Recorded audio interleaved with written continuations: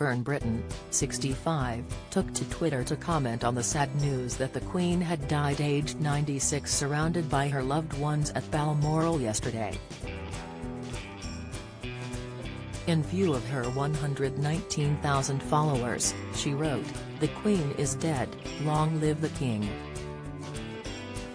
The famous phrase is a traditional proclamation made following the accession of a new monarch, however not everyone believed it was appropriate.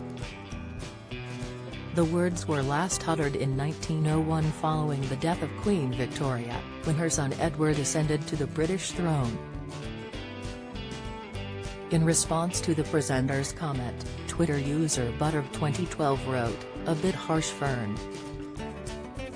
Meg Boughton echoed the tweet, adding a broken heart emoji, while Cheza70 typed, "A bit blunt."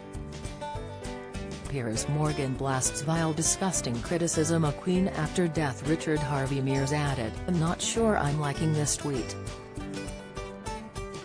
Blunt comes to mind. What about everything our Queen has done for our country?" Others jumped to Fern's defense to tell those offended that it was a traditional phrase. Jules Clark wrote, "It's the traditional British phrase when announcing the death of the monarch. It's not harsh, it's tradition." Buckingham Palace announced the death of Queen Elizabeth II in a statement yesterday and the succession of the Prince of Wales, now the King Charles III. Today, he will address the nation about his mother's passing. Fern is yet to react to those who branded her tweet harsh but instead shared a further tribute about the late monarch. She commented, "God bless our Queen, I am sure all our prayers and thoughts out with her." After seemingly watching more news coverage about the royal's death, she added, "Oh blimey, this is so hard to take in." The author also told fans she hoped the tragic news would spark a reconciliation between the king and his sons. Piers Morgan admits breaking down in tears over Queen's death. Tribute Hugh Grant's one drunken decision that earned him millions, revealed James Jordan rose with Denise Welch over Meghan Markle's speech. Reaction: They are a family between mourning and moving forward, but there is always time to reconnect. Now is the hour, she added.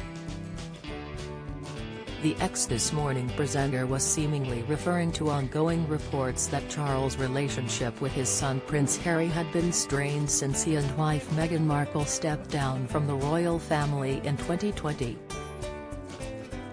During an interview with Oprah Winfrey last year, Charles' youngest son claimed the family had cut him off financially and that his father had stopped taking his calls. Despite a rumored rift, differences were put aside yesterday as the family mourned the loss of the nation's queen. Her Majesty's 4 children were seen rushing over to Balmoral following reports she was under medical supervision. It was later announced she had passed. A statement from King Charles read, "The death of my beloved mother, Her Majesty the Queen, is a moment of the greatest sadness for me and all members of my family. We mourn profoundly the passing of a cherished sovereign and a much-loved mother. I know her loss will be deeply felt throughout the country, the realms and the Commonwealth, and by countless people around the world. During this period of mourning and change, my family and I will be comforted and sustained by our knowledge of the respect and deep affection in which the Queen was so widely held.